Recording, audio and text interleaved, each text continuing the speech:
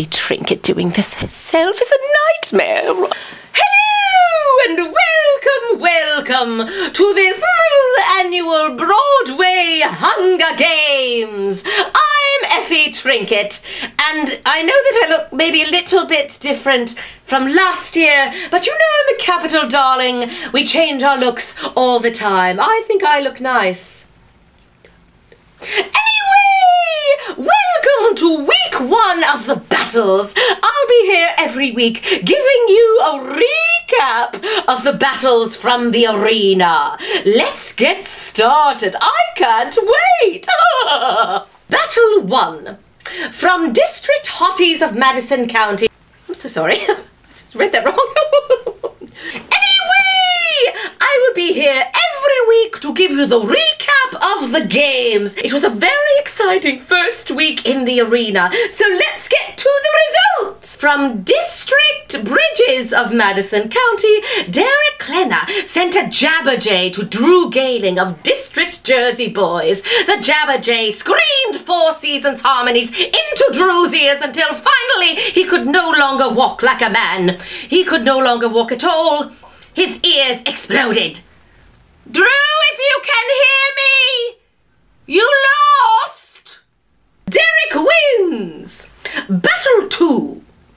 Andy Mientes from District Les Miserables had a great strategy of staying atop the cornucopia barricades until he spied the beautiful Ryan Redmond from District If Then. Andy stalked the gates around Ryan's camp until finally they met face to face on opposite sides of the gate. And just as Andy was about to start singing, Ryan from District If/Then said hell/no and punched Andy, making him fall into the gutters underneath the arena. I do hope someone picks him up in those gutters. Ryan wins! Battle 3. Chris Rice from District Book of Mormon pretended he was a missionary lost in the arena, one who liked to do a tap dance to cups every few feet, which is a strange choice, but I digress. Chris walked right up to Bobby Steggett from District Mothers and Sons and rang his camp tree's bell. Bobby, thinking it was a harmless missionary, was greeted with Chris screaming, "Hello! Hello! Hello!" over and over while poking Bobby's eyes out. Ugh. Chris wins! Battle 4.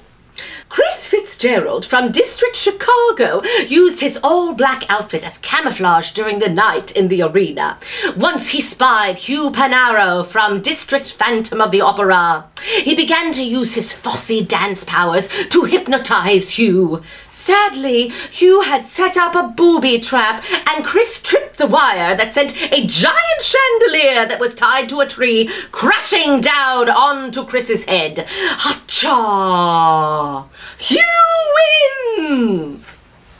Battle 5. Paul Nolan of District 1 seemed to be strangely calm and very emo about the games. He really just sat in a tree and played his guitar, waiting for all to come and get him. Well, sadly, from what I think is the best and strongest district this year, District Matilda, Ben Thompson was no match for him. Ben, dressed up like a big old lady, oddly began blaring some Tupac Shakur music, and then, using his weapon of choice, the hammer, he swung it up into the tree, knocking Paul off balance, ultimately falling slowly to the ground where he was then eaten by maggots. Ben wins! Battle 6. Tommy Martinez of District Newsies pretended to form an alliance with Charles Brown from District Motown. When they were trying to build a fire one night, Tommy said that he could create a fire by spinning on some newspapers. He began spinning and spinning until heavy smoke consumed Charles, causing him to choke out. I can't go on. I'm smoky. Sorry, Charles. Tommy wins! Battle 7. Lines were drawn as Anne Harada from District Cinderella found Neil Patrick Harris from District Hedwig and the Angry Inch rifling through her makeup bounty she had stolen from the cornucopia. Anne was appeased pleased when Neil told her she could co-host the Tonys with him this year. They could share beauty tips after all. Anne was happy until she remembered that Neil is not hosting this year. "I gave you an inch and you took a mile, NPH," Anne cried. "You lied to me." NPH then took a swig of poison whiskey and spit it all over Anne, causing her to cry out in pain, "My face! My face! Please, just don't ruin my shoes!" before running off into the woods. Neil wins! Battle 8. Andy Carl from District Rocky was convinced that he had won when he held up the infamous Eye of the Tiger to a frozen Santino Fontana from District Act 1. "Yo, Santino, my nose ain't broken, but yours is gonna be." Unfortunately, Santino then whistled for the rest of the tiger, who was very angry that Andy had stolen his eye. The tiger then chased Andy out of the arena, hungry for his beefcake. Who isn't, really? Santino wins! I like him. I hope he doesn't turn out to be a baddie later on. Battle 10. Billy Porter from District Kinky Boots refused to take his red boots off in the arena, even though his stylist warned him about the Broadway arena terrain. However, Billy is so fierce that he had everyone in the Capitol saying, "Yeah, yeah." Sure, he would be a victor. Sadly, you can never account for flying hotties on trapezes. Kyle Dean Massey of District Pippin swung right over Billy and snatched his weave. Billy turned to the arena cameras and said, "Oh, hell no," and then was never seen again. Kyle, however, to the Capitol's delight, took his shirt off and told the ladies of the Capitol on camera that he had some magic to do. We'll be watching him for sure. Kyle wins!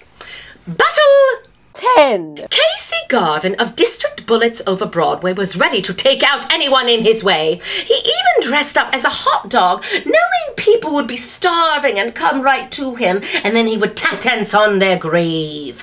He was not prepared, though, for Sutton Foster of District Violet to be the first to approach him. She merely walked up to him in all her divaness and stared at him.